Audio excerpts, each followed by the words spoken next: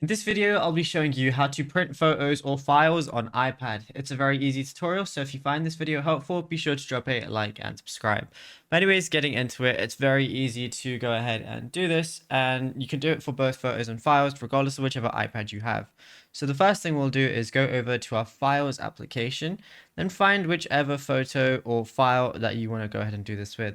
So what I'll do is I can just go over to, let's say, iCloud Drive. Now, once you're here, all you got to do is find whichever image or file or anything like that you want to go ahead and print. Let's say in my instance, it's this one right here. So on the top right, I'm going to see the share icon. I'm going to see a lot of different options on the bottom. I can see save image, copy, different things like that. What I want to do is press these like three little dots and it's going to show me more options. Then I see print right there. So now all I gotta do is select my printer. Obviously, just have a printer nearby you. Make sure it's connected. Make sure it's on the same Wi-Fi connection. And then that's it. You're gonna basically be able to print whatever you want, including files as well. And yeah, it's as simple as that. Now, if you found this video helpful, be sure to drop a like and subscribe. And check out all our other tutorials that we've been posting on the channel as well.